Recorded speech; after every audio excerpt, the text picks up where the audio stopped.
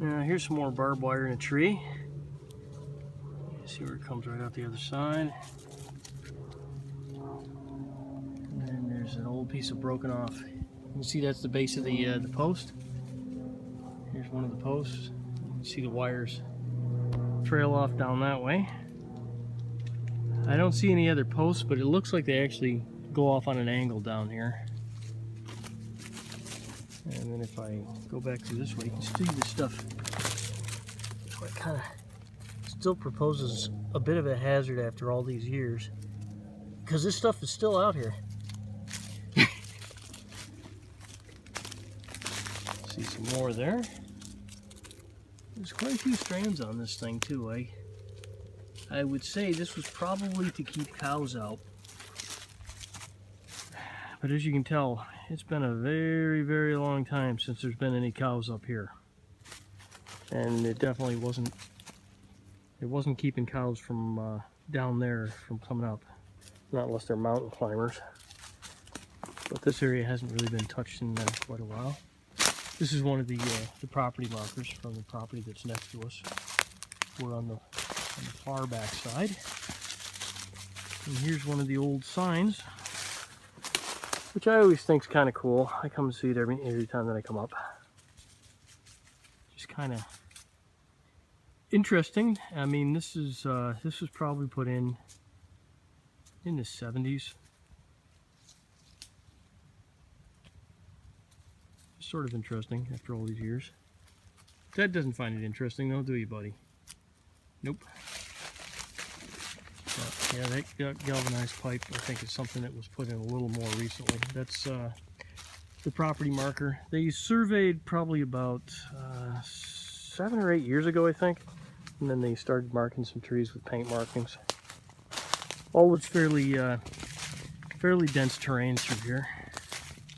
The only reason why I can get through this at all is because my grandson and I cut our way through this one time just to see if we could find a direct line. You can see another fence post here. Just to see if we could find a direct line to the boundary markers. And another fence post. And yet some more barbed wire. Healthy looking stuff. We were just curious. I mean, it's always fun to go through and try and imagine, you know, how the farmers made it out here back in those days, because this is a plateau, but this plateau is basically inaccessible from anywhere. So, I mean, back in the old days, I'm sure there were ways to get in here, but now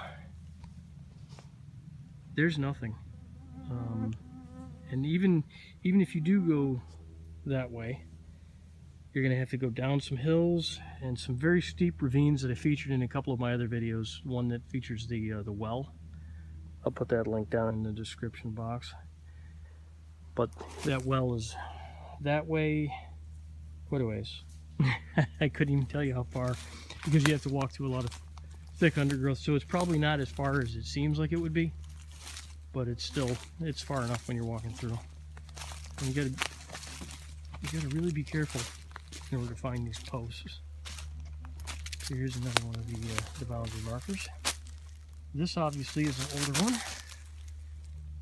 And that orange thing that's on there is something I put on there as a marker, just so I could find it in the future. It was a little orange flotation thing. But as you can see, the orange part's been eaten and degraded and everything else. But yeah, there's not too many more of these out here, but there's a few of the paint markers left. Some of the painted trees are actually gone. They've just fallen down since then. And I think I lost my dog. I hear him. Oh, there he is. He is a sneaky little bugger. I don't know what he's doing. But knowing Ted, my guess is he's probably destroying something. Let's go find out, shall we? Are you destroying the earth, Ted?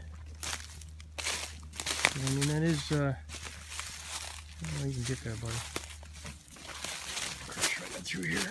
Ouch. What'd you find? Huh?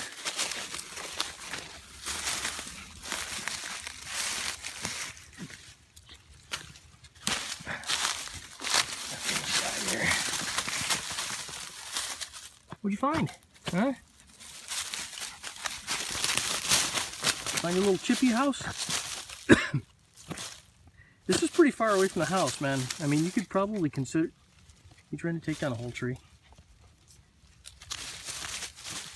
Yep, he's trying to take down a whole tree. Hey, Ted, ease up, buddy. Ease up.